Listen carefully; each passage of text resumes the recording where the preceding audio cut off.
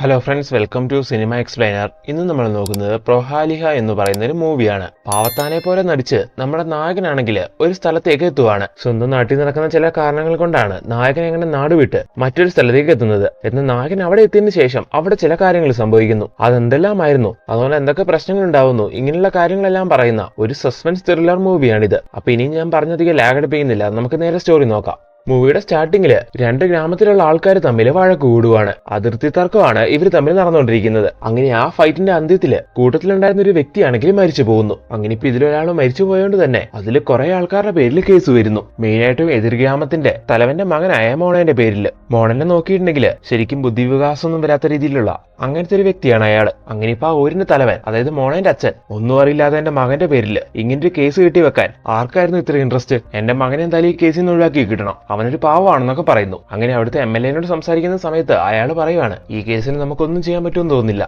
So better എന്ന് പറയുന്നത് തന്റെ മകനെ ഇവിടുന്ന് എവിടെയെങ്കിലും കുറച്ച് നാളൊന്ന് മാറ്റി നിർത്തുക എന്നുള്ളതാണ്. ഈ കേസിന്റെ ചൂടൊക്കെ ഒന്ന് ഒതുങ്ങുമ്പോഴേക്കും നമുക്ക് ആ കേസിൽ നിന്ന് അവന്റെ പേര് ഒഴിവാക്കി എടുക്കാമെന്നും MLA പറയുന്നു. അങ്ങനെ മോണന്റെ അച്ഛൻ MLA-ന്റെ വാക്ക് കേട്ട് മോണനെ മറ്റൊരു നാട്ടിലേക്ക് മാറ്റാൻ വേണ്ടി തീരുമാനിക്കുകയാണ്. അങ്ങനെ മോണനെ ഈ കാര്യം അറിയിക്കുന്ന സമയത്ത് ഞാൻ പോയില്ല എന്നും പറഞ്ഞിട്ട് വാശി പിടിക്കുന്നു. പ്രായം ഇത്രയായെങ്കിലും ശരിയായ ബുദ്ധിവികാസം വരാത്തോണ്ട് തന്നെ ഒരു കുട്ടികളുടെ പെരുമാറ്റമായിരുന്നു അവന്. അങ്ങനെ പോയില്ല എന്നൊക്കെ അവൻ പറയുന്നുണ്ടെങ്കിലും അവന്റെ അച്ഛന് വേറെ വഴിയില്ലല്ലോ. അങ്ങനെ ഇപ്പൊ അവനെ ആ നാട്ടിൽ നിന്ന് കയറ്റി വിടുന്നു. അങ്ങനെ അവിടുന്ന് മോണനെ അയാള് കുറച്ച് ദൂരെയുള്ള ഒരു നാട്ടിലെ ജംഷെഡ് എന്ന് പറയുന്ന ഒരു വലിയ പണക്കാരന്റെ വീട്ടിലേക്കാണ് അയക്കുന്നത്. ഇയാളാണ് ആ നാട്ടിലെ ജമീന്ദാർ. അങ്ങനെ ഇപ്പൊ മോണ അവിടേക്ക് എത്തുന്ന സമയത്ത് ജംഷെഡ് ആണെങ്കിൽ ഒരു ഉറുമിനെ വെച്ച് കളിച്ചുകൊണ്ടിരിക്കുകയായിരുന്നു. ഈ സമയം അവിടേക്ക് എത്തിയ മോണ തന്റെ അച്ഛന്റെ പേരെല്ലാം പറഞ്ഞ് അവനെ പരിചയപ്പെടുത്തുന്നു. അതുപോലെ അച്ഛൻ കൊടുത്തുവിട്ട ആ ലെറ്ററും ജംഷെഡിന് കൊടുക്കുവാണ്. അങ്ങനെ ലെറ്റർ എല്ലാം വായിച്ചു നോക്കിയിട്ട് ജംഷെഡ് നായകനോട്, അപ്പൊ നീ ഇനി കുറച്ച് നാൾ ഇവിടെ ഉണ്ടാവും അല്ലേ എങ്ങനെ ചോദിക്കുന്നു. അപ്പൊ മോണ അതേ എന്ന് പറയുന്നു. ശരി, ഒരു കാര്യം ഇവിടെ ഇരിക്കുക, എന്നിട്ട് ദാ ഈ ഉറുമിനോടൊപ്പം കളിക്കുക. ഇങ്ങനെ ജംഷെഡ് ഈ സമയം മോണനോട് പറയുന്നു. ഉറുമിനെ ടേബിളിന് മുകളിൽ വെച്ച് അതിനെ കൈകൊണ്ട് തടഞ്ഞ് ഓടിപ്പോകാൻ വിടാതെ ശ്രമിക്കണം, അതാണ് അയാൾ പറയുന്നത്. അങ്ങനെ മോണ, അയ്യോ ഇതെനിക്ക് അറിയത്തില്ല എന്ന് പറയുന്നു. മര്യാദയ്ക്ക് ഇവിടെ ഇരുന്ന് കളിക്കടാ, ഇതിലിത്ര അറിയാൻ എന്താ ഉള്ളത്? ഇങ്ങനെ ജംഷെഡ് ചോദിക്കുന്ന സമയത്ത് വേറെ നിവൃത്തിയില്ലാതെ മോണ ആ ഉറുമിനോടൊപ്പം കളിക്കാൻ തുടങ്ങുന്നു. എന്നങ്ങനെ കൈവച്ച് ആ ഉറുമിനെ തടയാൻ ശ്രമിക്കുന്ന സമയത്ത് മോണന്റെ കൈക്കുള്ളിൽ പെട്ട് ആ ഉറുമ മരിച്ചു പോവാണ്. ഇത് കാണുന്ന ജംഷെഡിനാണെങ്കിൽ ദേഷ്യം വരുന്നു.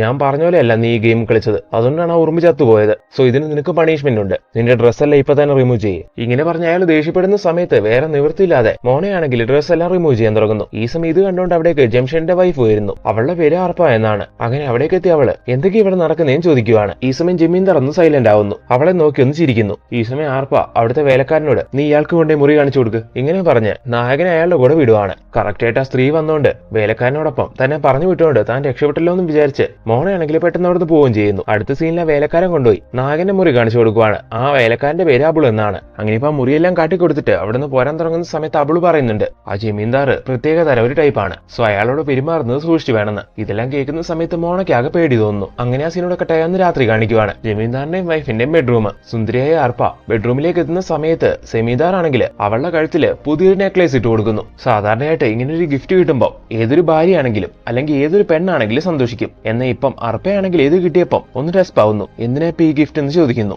എനിക്കിന്നൊന്ന് ശരിക്കും സന്തോഷിക്കണം, അതിനു വേണ്ടിയാണെന്ന് ഈ സമയം അയാൾ പറയുന്നു. അങ്ങനെ അയാളുടെ ഈ സംസാരം കേട്ട അർപ്പയ്ക്ക് അപ്പൊ ഇന്ന് തനിക്ക് ഇഷ്ടപ്പെടാത്ത കാര്യങ്ങൾ നടക്കാൻ പോവാണെന്ന് മനസ്സിലാവുന്നു. അങ്ങനെ അവൾ ആകെ അപ്സെറ്റ് ആവുകയാണ്. ഇതേ സമയം തന്നെ സെമീന്ദാർ മുറിയിലേക്ക് വേലക്കാരനെ വിളിച്ചു വരുത്തുന്നു. അയാൾ എത്തിയതും അർപ്പയ്ക്കാണെങ്കിൽ എന്തോ പോലെ തോന്നുവാണ്. ഈ സമയം സെമീന്ദാർ മുറിയിലേക്ക് എത്തി അവന്റെ അടുത്ത് നിന്ന് കാര്യങ്ങൾ സ്റ്റാർട്ട് ചെയ്തോളാൻ പറയുന്നു. ഇതെന്തൊക്കെയാണ് നടക്കുന്നതെന്നല്ല ഇപ്പൊ നിങ്ങൾ ചിന്തിക്കുന്നേ, ഇപ്പൊ പറഞ്ഞുതരാം. അങ്ങനെ എന്തായാലും കാര്യങ്ങളൊക്കെ സ്റ്റാർട്ട് ചെയ്തോളാൻ പറഞ്ഞിട്ട് സെമീന്ദാർ ആണെങ്കിൽ മുറിക്ക് പുറത്തേക്ക് പോകുന്നു, ലൈറ്റ് ഓഫ് ആക്കിയിട്ട്. ഈ സമയം വേലക്കാരൻ വന്ന് അർപ്പേന്റെ വസ്ത്രങ്ങളെല്ലാം റിമൂവ് ചെയ്യാൻ തുടങ്ങുന്നു. അവളോട് അവിടെ വെച്ച് സെക്സ് ചെയ്യാൻ തുടങ്ങുന്നു. ഈ സമയം റൂമിന് വെളിയിലേക്ക് എത്തിയ സെമീന്ദാർ ആണെങ്കിൽ അവർക്ക് ആ സിറ്റുവേഷൻ ഒരു മൂഡ് കൊടുക്കുന്ന രീതിയിൽ സംഗീതോപകരണങ്ങളൊക്കെ വെച്ചിട്ട് പാട്ടൊക്കെ പാടുന്നു. അങ്ങനെ എല്ലാം കഴിഞ്ഞിട്ട് സെമീന്ദാർ ഈ കാര്യങ്ങളെല്ലാം ആലോചിച്ച് ഒരുപാട് സങ്കടപ്പെടുന്നു. അതിലൊരു കുപ്പിയെടുത്ത് ആ വിഷമം കൊണ്ട് കുറെ മദ്യപിക്കുകയും ചെയ്യുകയാണ് അയാള്. ഇയാളെന്ത് തേങ്ങയാണ് ഈ ചെയ്യുന്നത്? എന്തിനു വേണ്ടിയാണ് ഇങ്ങനെയൊക്കെ പെരുമാറുന്നത്? ഇങ്ങനെയൊക്കെയല്ലേ നിങ്ങൾ ഇപ്പൊ ആലോചിക്കുന്നത്? ഇതിന് പുറകെ ഒരു കാര്യമുണ്ട്, അത് നമുക്ക് വഴിയെ നോക്കാം. എന്തായാലും ഇപ്പൊ രാത്രി കുറെ നേരം കഴിഞ്ഞ് റൂമിലുള്ള നമ്മുടെ നായകനാണെങ്കിൽ ഉറക്കം വരാത്തോണ്ട് പുറത്തേക്ക് വരുവാണ്. ഈ സമയം അർഫേന്റെ റൂമില് അവള് ജനലരികിൽ നിന്ന് സങ്കടപ്പെട്ട് കരയുന്നത് ഇവ ശ്രദ്ധിക്കുന്നു. എന്തിനായിരിക്കും അവൾ ഈ സമയത്ത് അവിടെ നിന്ന് കരയുന്നതെന്ന് നായകൻ ആലോചിക്കുന്നു. അങ്ങനെ ആ സീനോടൊക്കെ അടുത്ത ദിവസം നമ്മുടെ നായകനാണെങ്കിൽ അവിടെയുള്ള കുളത്തിനരികിൽ വന്ന് അങ്ങനെ ഇരിക്കുവാണ്. ഈ സമയം അർഫ അവിടേക്ക് വന്ന് നായകനോട് ചിരിച്ച് സംസാരിക്കുകയൊക്കെ ചെയ്യുന്നു. ഇന്നലെ രാത്രി സങ്കടപ്പെട്ട് കരഞ്ഞ പെണ്ണ് ഇപ്പതാ വന്ന് വളരെ ഹാപ്പി ആയിട്ട് സംസാരിക്കുന്നു. ശരിക്കും ഇവൾക്ക് എന്താ കുഴപ്പം? ഇങ്ങനെ ഈ സമയത്ത് നമ്മുടെ നായകനാണെങ്കിൽ മനസ്സിലാലോചിക്കുന്നു. അതുപോലെ അർഫ ഈ സമയത്ത് ഈ സ്ഥലമൊക്കെ പടമൊക്കെ എങ്ങനെയുണ്ടെന്ന് ചോദിക്കുവാണ്. അപ്പൊ നായകനോട് നാണത്തോടുകൂടി നന്നായിട്ടുണ്ടെന്ന് പറയുന്നു. അങ്ങനെ ഇപ്പൊ അർഫ അവനോടൊപ്പം ഇരുന്ന് കുറച്ചേരം സംസാരിക്കുവാണ്. അത് കഴിഞ്ഞ് അവളോടൊന്ന് പോകാൻ തുടങ്ങുന്ന സമയത്ത് നായകൻ എന്തോ ഒരു ധൈര്യം കിട്ടിയ രീതിയിൽ അവൻ അവളോട് പറയുന്നു, ഞാൻ നിങ്ങളെപ്പോലെ ഇത്ര സുന്ദരിയായ ഒരു പെണ്ണിനെ ഇതിനു മുമ്പ് കണ്ടിട്ടില്ല എന്ന്. ഇത് കേൾക്കുന്ന അർഫയാണെങ്കിൽ നേരെ നായകന്റെ അടുത്തേക്ക് വന്ന് നായകന്റെ തൊട്ടടുത്ത്, അതായത് നായകന്റെ ഫേസിനോടൊപ്പം വന്ന് നിന്ന്, ഞാൻ അത്ര സുന്ദരിയാണോ, ഞാനിപ്പം നിന്നോട് ക്ലോസ് ആയി ഇങ്ങനെ വന്ന് നിൽക്കുമ്പോൾ നിനക്ക് എന്താ ഫീൽ ചെയ്യുന്നതെന്ന് ചോദിക്കുന്നു. അവൾ അത്രയും അടുത്ത് വന്ന് നിന്ന് ഇങ്ങനെ ചോദിക്കുന്ന സമയത്ത് നായകനാണെങ്കിൽ ഒന്നും മിണ്ടാൻ കഴിയാതെ സ്റ്റണ്ണായി നിൽക്കുവാണ്. അവൻ പെട്ടെന്ന് സ്റ്റക്കായി പോയെന്ന് മനസ്സിലാവുന്ന ആർഫയാണെങ്കിൽ ഈ സമയം അവനെ നോക്കി ചിരിക്കുകയൊക്കെ ചെയ്യുന്നു. ഈ സമയം ഈ കാര്യങ്ങളെല്ലാം ബാൽക്കണി നിന്നുകൊണ്ട് നമ്മുടെ ആശാൻ, അതായത് സെമീദാർ കാണുന്നുണ്ടായിരുന്നു. ഇതെല്ലാം കറക്റ്റായിട്ട് കാണുന്നുണ്ടെങ്കിലും അയാൾക്ക് പ്രത്യേകിച്ച് ഭാവമാറ്റമൊന്നുമില്ല. വളരെ നോർമലായിട്ട് അയാൾ അതെല്ലാം ഇങ്ങനെ നോക്കിക്കൊണ്ട് നിൽക്കുന്നു. അത് കഴിഞ്ഞ് അർഫേനെ ആണെങ്കിൽ അയാൾ റൂമിലേക്ക് വിളിക്കുന്നു. അങ്ങനെ അർഫ റൂമിലേക്ക് എത്തുന്ന സമയത്ത് ഇവിടെ വന്ന് നിൽക്ക്, പണിയുണ്ടെന്ന് അയാൾ പറയുന്നു. ഇത് കേൾക്കുന്ന അർഫ വീണ്ടും ഡെസ്പ് ആവുന്നു. അങ്ങനെ ഇപ്പൊ അർഫ അവിടെ വന്ന് നിൽക്കുന്ന സമയത്ത് അയാളാണെങ്കിൽ അലമാരിയിൽ നിന്ന് വലിയൊരു ചാട്ട എടുത്തുകൊണ്ട് വന്ന് അവളെ പൊതിരം തല്ലുവാണ്. അങ്ങനെ അയാളെ ഇങ്ങനെ ശക്തിയായിട്ട് അടിക്കുന്ന സമയത്ത് വേദന കൊണ്ട് നമ്മുടെ നായിക ഒരുപാട് കരയുന്നു. ഇയാൾ എന്തിനാണ് ഇങ്ങനെയൊക്കെ ചെയ്യുന്നത്? ഇയാൾക്ക് ശരിക്കും ഭ്രാന്താണോ? ഇങ്ങനെയൊക്കെയല്ലേ നിങ്ങൾ ഇപ്പൊ ആലോചിക്കുന്നത്? ഇതിനുള്ള കാരണം ഈ സമയത്ത് ഒരു ഫ്ലാഷ് ബാക്കിലൂടെ കാണിക്കാൻ തുടങ്ങുന്നു. ഈ അർഫ എന്ന് പറയുന്ന പെണ്ണിന്റെ അച്ഛനും അമ്മയും അവളുടെ ചെറുപ്പത്തിൽ തന്നെ മരിച്ചായിരുന്നു. ആ സമയം മുതല് അവളെ നോക്കി വളർത്തിയതെല്ലാം അവളുടെ റിലേറ്റീവ്സ് ആയിരുന്നു. അങ്ങനെ അവള് പ്രായപൂർത്തിയായതും അവളുടെ റിലേറ്റീവ്സ് ഇനി അവളെ നോക്കാൻ കഴിയില്ല എന്നുള്ള രീതിയിൽ ഒരു സ്ഥലത്ത് അവളെ വിൽക്കുന്നു. അങ്ങനെ അവിടെ വെച്ചാണ് ജമീന്ദാർ ആദ്യമായിട്ട് അർഫേനെ കാണുന്നത്. അങ്ങനെ അവളെ കണ്ട് ഒരുപാട് ഇഷ്ടാവുന്ന അയാള് അവളെ കെട്ടിക്കൊണ്ടുപോയിരുന്നു. എന്നാൽ കല്യാണം കഴിഞ്ഞതിന് ശേഷം സുന്ദരിയായ ഭാര്യനോടൊപ്പം, അതായത് അർഫേനോടൊപ്പം ബെഡ് ഷെയർ ചെയ്യാൻ അയാൾക്ക് കഴിയുന്നില്ല. വിശന്നിരിക്കുവാണെങ്കിലും ബിരിയാണി മുമ്പിൽ കിട്ടുമ്പോൾ തിന്നാൻ പറ്റുന്നില്ല എന്ന് പറഞ്ഞ അവസ്ഥ. അങ്ങനെ അതിൽ ഫ്രസ്ട്രേറ്റഡ് ആയ അയാള് അന്നു മുതല് ഇങ്ങനെ വേലക്കാരനെ കൊണ്ട് അർഫയായിട്ട് സെക്സ് ചെയ്യിക്കുക, അതുകൊണ്ട് സാറ്റിസ്ഫൈഡ് ആവുക, അതുപോലെ അവളെ ചാട്ടവാറ് വെച്ച് ഒരുപാട് ഉപദ്രവിച്ച് അവള് കരയുന്ന സമയത്ത് അതെല്ലാം കണ്ട് സന്തോഷം അണിയുക, ഇങ്ങനെയുള്ള കാര്യങ്ങളൊക്കെ ചെയ്തുകൊണ്ടിരിക്കുകയാണ്. അതുകൊണ്ട് തന്നെയാണ് മുറിയിലേക്ക് എത്തുമ്പോൾ അയാളുടെ സ്നേഹപ്രകടനങ്ങൾ അങ്ങനെ കണ്ട അർഫ പേടിക്കാൻ കാരണം. കല്യാണം കഴിച്ചു വരുന്ന സമയത്ത് അർഫ വിചാരിച്ചത് തന്നെ വലിയൊരു പണക്കാരൻ കല്യാണം കഴിച്ചുകൊണ്ട് ഇനി തന്റെ ജീവിതം സുഖകരമായിരിക്കും.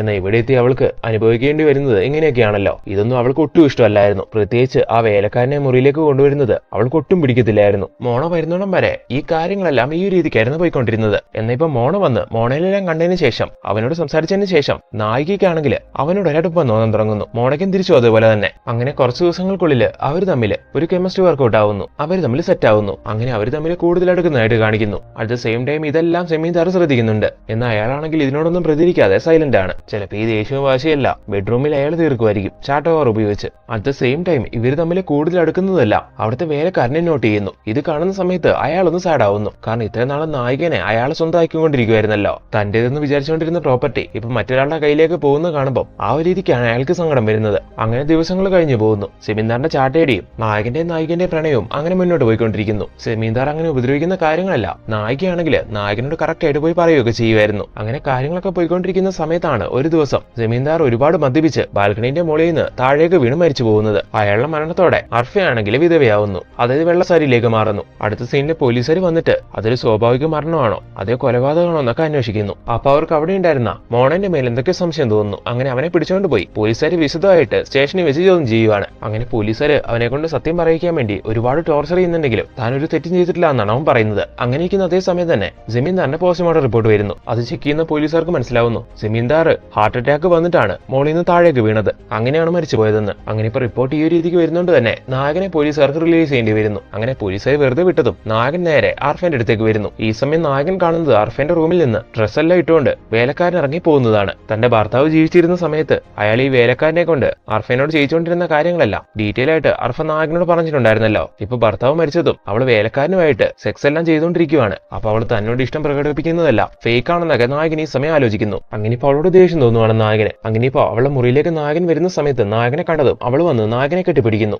ഈ സമയം നായകൻ അവളെ തള്ളിവിടുന്നു. ഇത്രയും നാളും അമൂൽ ബേബി ആയിരുന്ന നായകൻ ഇപ്പൊ ആംഗ്രി ബേബി ആയി മാറുന്നു. നീ എന്താടി എന്നെ പറ്റിക്കാന്ന് വിചാരിച്ചോ? മുറിയിൽ നിന്ന് ആ വേലക്കാരൻ ഇറങ്ങി പോകുന്നത് ഞാൻ കണ്ടായിരുന്നു. നിനക്ക് അവനുമായിട്ട് അങ്ങനെ ബന്ധമുണ്ടെങ്കിൽ പിന്നെ എന്നെയും കൂടി എന്തിനാ? ഇങ്ങനെല്ലാം ചോദിച്ച് നായകൻ ദേഷ്യപ്പെടുവാണ്. മോണ എന്റെ ഭർത്താവ് മരിച്ചു പോയോണ്ട് മുമ്പ് എന്റെ ഭർത്താവ് അവനെ കൊണ്ട് ചെയ്യിപ്പിച്ചിരുന്ന കാര്യങ്ങളെല്ലാം വെച്ചിട്ട് അവൻ എന്റെ അടുത്ത് ഇപ്പൊ അഡ്വാൻറ്റേജ് എടുക്കാൻ വന്നതാണ്. ഞാൻ പറഞ്ഞിട്ടില്ലേ അവൻ എന്നോട് അങ്ങനെ പെരുമാറുന്നു എനിക്ക് ഇഷ്ടമല്ലാന്ന്. അത് അന്നും അങ്ങനെ തന്നെയാണ് ഇന്നും അങ്ങനെ തന്നെയാണ്. അതുകൊണ്ട് ഇന്ന് അവന്റെ അടുത്തേക്ക് വന്ന് ഷർട്ടൊക്കെ ഊരി എന്നോട് റൊമാൻസ് ചെയ്യാൻ തുടങ്ങുന്ന സമയത്ത് ഞാൻ അവനെ വഴക്ക് പറഞ്ഞിവിടുന്ന് ഇറക്കി വിട്ടതാണ്. ശരിക്കും സത്യാവസ്ഥ അത് തന്നെയായിരുന്നു എന്ന് നായിക ഇത് പറയുന്ന സമയത്ത് നായകനെ വിശ്വസിക്കാൻ അവൻ തയ്യാറാവുന്നില്ല.